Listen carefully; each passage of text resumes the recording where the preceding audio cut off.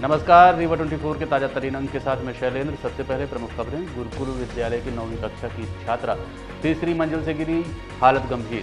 Chakghat police ने जब्त की 200 शीशी नशीली cough syrup. Doctor Bhimrao Ambedkar की 67वीं पुण्यतिथि पर श्रद्धांजलि की गई अर्पित। और मध्य प्रदेश के सभी 13 मेडिकल कॉलेजों में सेंट्रल लैब की सुविधा की जाएगी आरंभ। इन खबरों सहित अन्य खबरें विस्तार से।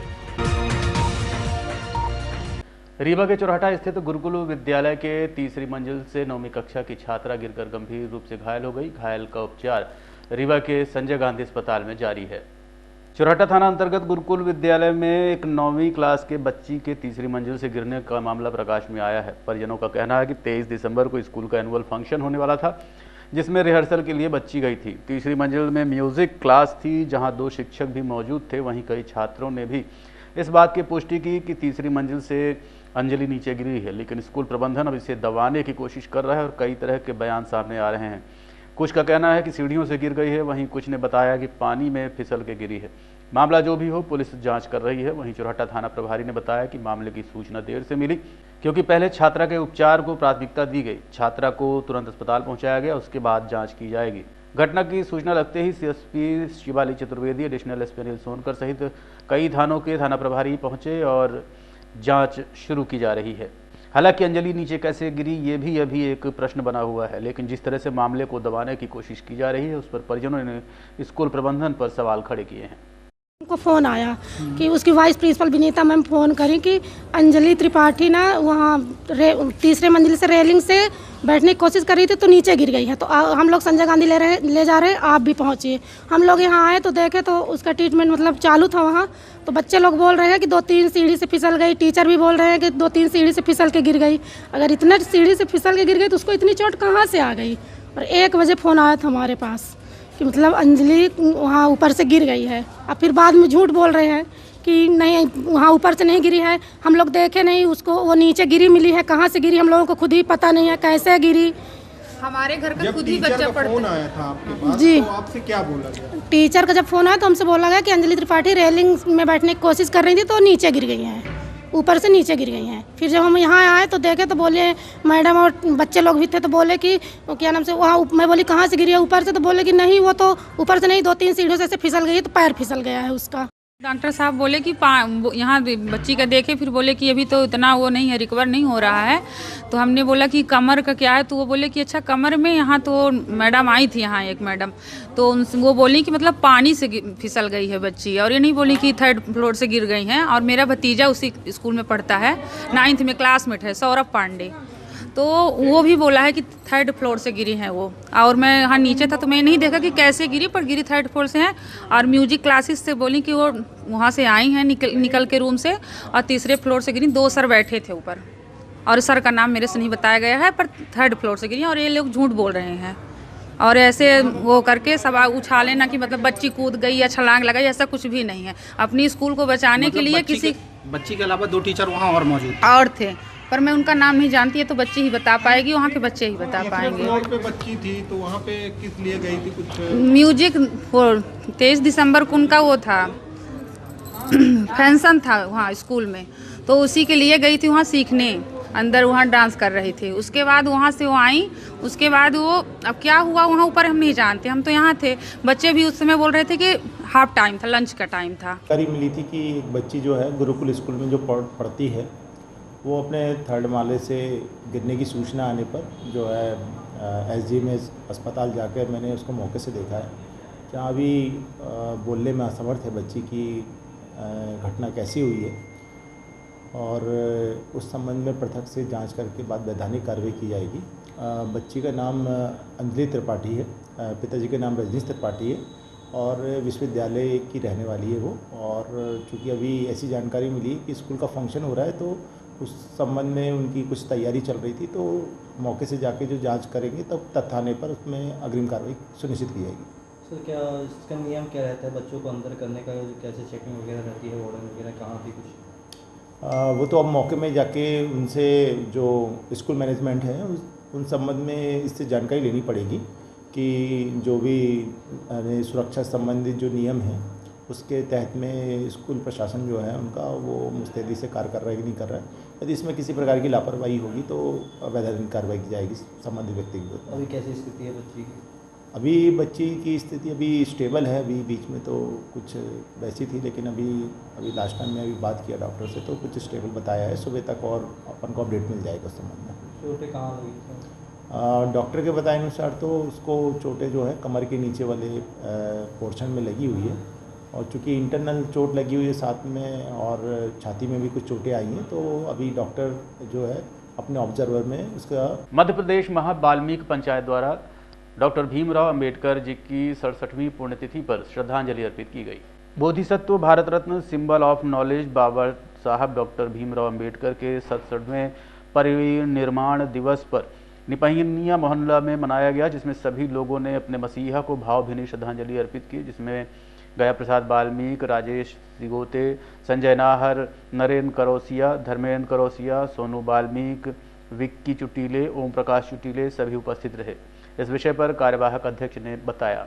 बाबा भीमराव अंबेडकर जी भारत रत्न संविधान के रचयिता, आज दिनांक 6 दिसंबर 1956 को उनका परिनिर्वाण हुआ था।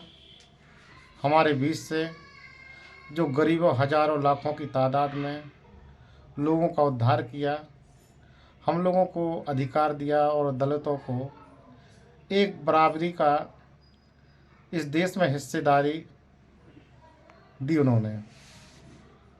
उन्होंने पूरी समाज के लिए, सभी महिलाओं के लिए, गरीब बच्चों के लिए अपने पूरे जीवन पर्यंत संघर्ष किया। 6 दिसंबर 1956 में हम लोगों के बीच से ये महामानव चले गए। इसलिए पूरा विश्व आज 6 दिसंबर को उनको श्रद्धांजलि अर्पित करता है। क्या नाम है आपका? हरिराम शास्त्री, मध्य प्रदेश महावाल्मीकि पंचायत प्रदेश कार्यवाहक अध्यक्ष। बिछिया थाना अंतर्गत वार्ड क्रमांक 27 में जमीनी विवाद का मामला प्रकाश में आया है।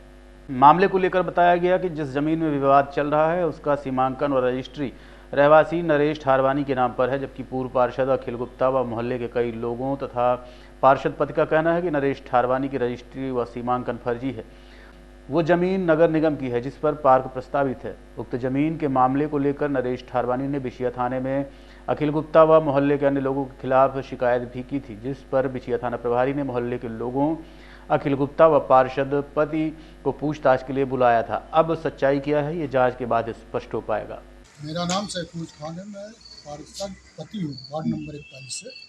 मुझे जानकारी ये हुई है कि नरेश ठारवानी द्वारा अवैध कब्जा किया जा रहा है उस सरकारी ज़मीन पर, जो उसकी नहीं है।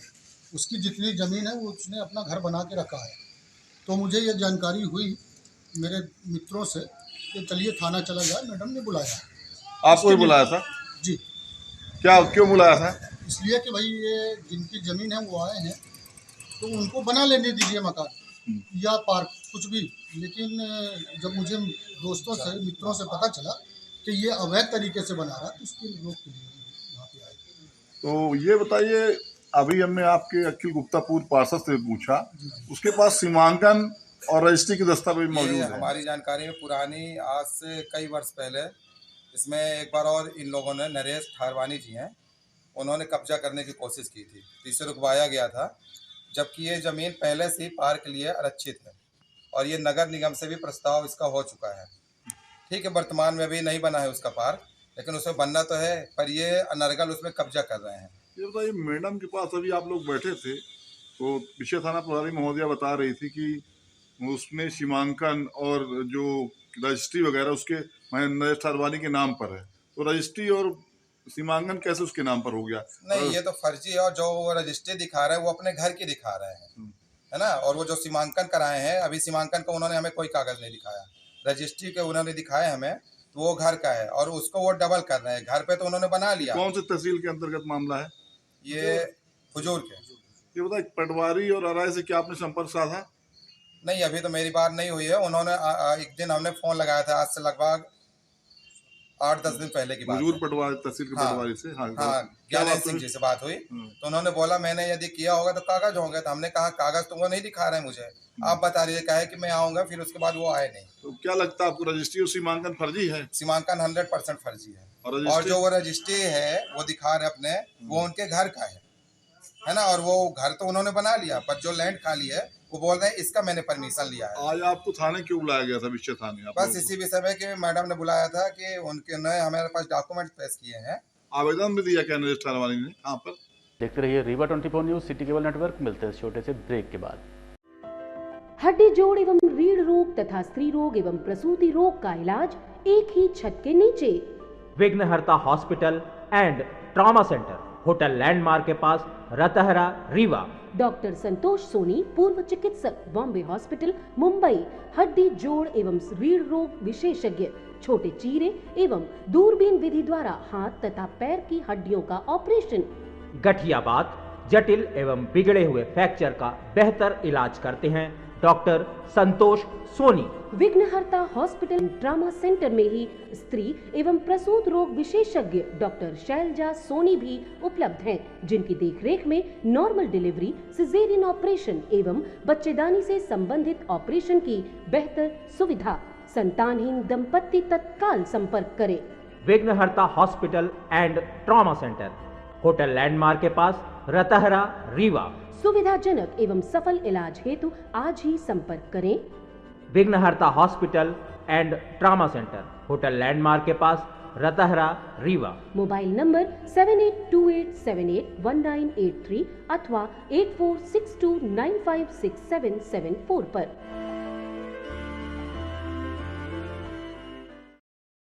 चाकघाट पुलिस ने ऑटो से 220 सीसी नशीली प्रतिबंधित कप सिरप बरामद की। रीवा के चाकघाट पुलिस ने देर रात चेकिंग के दौरान ऑटो से नशीली कप सिरप की खेप को बरामद किया। ये खेप यूपी के प्रयागराज से एमपी रीवा लाई जा रही थी। पुलिस ने एक आरोपी को भी गिरफ्तार किया है, जबकि एक आरोपी मौके से फरार हो गया। कार्रवाई में पुलिस ने ऑटो को जब्त करते हुए ऑटो से 220 सीसी प्रतिबंधित अवैध नशीली कप सिरप बरामद करते हुए एनडीपीसी एक्ट के तहत मामला दर्ज कर लिया है और आगे की कार्रवाई की जा रही है। चौकघाट बॉर्डर पर ये पूरी कार्रवाई बताई जा रही है। शिक्षक महोदय एवं न्यायालय के आदेश से हम चेकिंग कर रहे थे। हमारा स्टाफ एएसआई ब्रजभान सर और 3-4 आरक्षक थे। तो पुराना टोल प्लाज़ा है NH30 पर, वहाँ पर चेकिंग कर रहे थे तो 4-5 वाहनों का चालान काटा और उसके बाद एक ऑटो आके रुकी और जिसमें से एक व्यक्ति भाग गया। तो उसके भागने से कुछ शंका हुई, जिससे कि उसको घेराबंदी करके फिर ऑटो को पकड़ा, रोका और ड्राइवर से पूछताछ की। तो उसकी गाड़ी में एक बोरी रखी हुई थी, जिससे बोरी को खुलवाया तो उसमें कोरेक्स थी, मादक पदार्थ कोरेक्स का होना पाया गया, जिसमें 220 शीशियाँ प्राप्त हुई हैं। आरोपी का नाम है सत्येंद्र हरिजन, सन ऑफ तेजभान हरिजन, उम्र 21 साल, निवासी बरुआ चाकघाट। एक जो फरार आरोपी है उसका नाम है गुड्डू उर्फ सुनील केसरवानी, सन ऑफ सुशील कुमार उर्फ नन्हे केसरवानी, उम्र 39 साल, निवासी बरुआ अमिल कोनी, थाना चाकघाट। और जो बोरी में जो कोरेक्स की नशीली कफ सिरप प्राप्त हुए हैं उनकी कीमत है 26,400 रुपये। राजस्थान में हुई करणी सेना के अध्यक्ष की हत्या के विरोध में मध्य प्रदेश में बंद का आह्वान किया गया था, लेकिन अब पुलिस द्वारा जल्द कार्रवाई करने के आश्वासन के बाद बंद को वापस ले लिया गया है। इस संबंध में आज रॉयल राजपूत संगठन ने प्रेस वार्ता करते हुए जानकारी दी। पूरी जानकारी के लिए चलते हैं प्रेस कॉन्फ्रेंस में। रॉयल राजपूत संगठन द्वारा जो मध्य प्रदेश का बंद का आह्वान था, उस मुद्दे में ये प्रेस वार्ता की गई है। और जैसा कि आप सभी को पता है कि हमारे क्षत्रिय समाज के मुखिया कहे जाने वाले दादा सुखदेव सिंह गोगामणि की हत्या उनके निज निवास में कर दी गई है। उसी सिलसिले में हम लोगों ने कल रीवा का है पूरे मध्य प्रदेश में हम लोगों ने अपने अपने स्तर पर विरोध दर्ज कराया, ज्ञापन दिया और अपनी मांगों को मनवाने का प्रशासन से प्रयास किया, जिसमें हमारे सभी राजपूत भाई एकता का परिचय देते हुए सब ने जी तोड़ मेहनत की। मैं उनका सबका धन्यवाद देना चाहता हूं।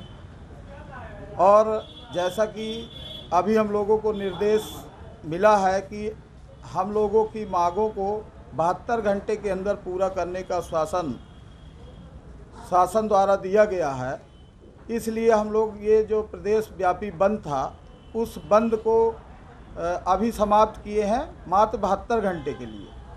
फिर आगे जैसा हमारे समाज और हमारे जो वरिष्ठ हैं, हमारे मुखिया हैं, उन सब का जैसा निर्देश होगा वैसा हमारा रायल राजपूत संगठन आगे कदम उठाएगा। मांगे क्या रखे थे आप लोग? मांगे हम लोगों ने रखा है कि जो दोषी हैं इसमें उनको तो पकड़ के इनकाउंटर या फांसी दी जाए, और इसमें कोई भी बड़ा नेता या बड़ा डॉन जो भी शामिल हो उसको भी बाहर निकाल के उसको भी दंडवत कार्रवाई की जाए, और हम लोगों के जो क्षत्रिय समाज के मुखिया के साथ गलत किए हैं उनको न्यायिक प्रक्रिया के तहत दंड दिया जाए। कि सबसे बड़ी चूक तो ये है कि वो राजस्थान सरकार, वहाँ का पुलिस प्रशासन कहीं न कहीं फेल साबित हुआ कि राष्ट्रीय स्तर के एक क्षत्रिय समाज के इतने बड़े नेता जिनका मर्डर हो गया, निश्चित रूप से इंटेलिजेंस फेल हुई, उनको सुरक्षा प्रदान नहीं की गई। ये बहुत बड़ी चूक हुई है। जीवन तो उनका चला गया, लेकिन पूरे देश में उबाल आ गया। पूरे देश का क्षत्रिय समाज नहीं, अन्य समाज भी उद्वेलित है। सबकी मांग ये है कि हत्यारों को शीघ्र पकड़ा जाए, हत्यारों के खिलाफ दंडात्मक कार्रवाई हो, और फास्ट ट्रैक में कोर्ट में केस चले और उनको फांसी की सजा दी जाए। ये हम लोगों की मांग है। आपको एक चीज़ और मैं बताना चाहूँगा, आपने पूछा कि क्या उनके खिलाफ ऐसा कुछ था। शायद आप लोग सब लोग जानते होंगे, पत्रकार हैं आप, जब जवाहरलाल नेहरू यूनिवर्सिटी में माओवादियों ने आज से 2 साल पहले आंदोलन किया था और दुनिया भर के टुकड़े टुकड़े और तमाम फलाने ढिमे ने दुनिया भर की बातें की थी, तो उन्हें ब्राह्मण बनिया भारत छोड़ो ये बड़े बड़े नारे लगाए थे और बड़े बड़े पोस्टर लगाया था जेएनयू में। तो ये हमारे सुखदेव सिंह दोंगामेड़ी जी थे जिनने कह दिया कि इस देश के ब्राह्मणों बनिया को कोई छू कर तो बताए, और छूने के पहले हमारी तलवार से उनको टकराना होगा। तो वो जांबाज शेर आज हमारे बीच में नहीं रहा। इसका दुख हम सबको है, गहरी वेदना है। देखते रहिए Rewa 24 news, city cable network. मिलते हैं छोटे से ब्रेक के बाद। अब आपके शहर रीवा में पुष्पांजलि ग्रीन्स मैरिज गार्डन की हुई शुरुआत। शादी, बर्थडे पार्टी सहित अन्य कार्यक्रमों के लिए सर्व सुविधाओं के साथ आप सभी के लिए सस्ता एवं उचित दाम पर उपलब्ध है।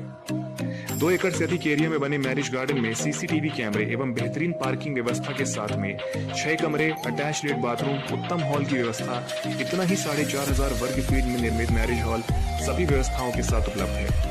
पुष्पांजलि ग्रीन्स मैरिज गार्डन, बदराव से शिल्पी ग्रीन्स के बगल में, गुड़ रोड, रीवा।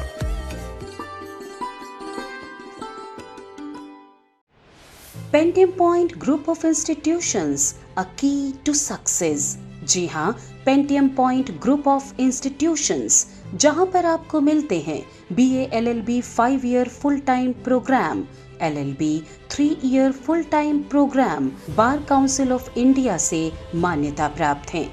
MBA के 2 year full time program AICTE New Delhi से मान्यता प्राप्त हैं। पेंटियम पॉइंट टेक्निकल कॉलेज में स्नातक व स्नातकोत्तर के सभी पाठ्यक्रम संचालित हैं, जिनमें प्रवेश प्रारंभ है। हमारा कॉलेज कोड है P500। याद रखिए, सामान्य वर्ग BPL कार्ड धारकों को शिक्षण शुल्क में छूट व SC/ST OBC छात्रों को मध्य प्रदेश शासन के नियमानुसार छात्रवृत्ति। आप संपर्क कर सकते हैं हमारे हेड ऑफिस में, जो है हेडगेवार नगर, रेडियो कॉलोनी के सामने, रीवा, और कॉलेज कैंपस में, जो है करहिया सिमरिया रोड और हरदी सिमरिया रोड, रीवा में। अधिक जानकारी के लिए हमारे फ़ोन नंबर पर संपर्क कर सकते हैं। हमारा फ़ोन नंबर है 07662438035। मोबाइल नंबर पर भी संपर्क किया जा सकता है, जो है 9993208439।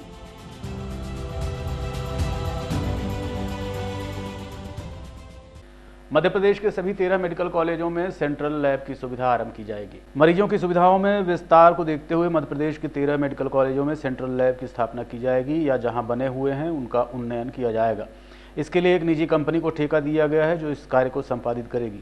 हालांकि तकनीकी स्टाफ यहीं का होगा, लेकिन बाकी की जिम्मेदारी उस कंपनी की होगी। जल्दी इस पर अमली जामा पहनाया जाएगा। पूरी जानकारी के लिए हमने मेडिकल कॉलेज के डीन से बात की।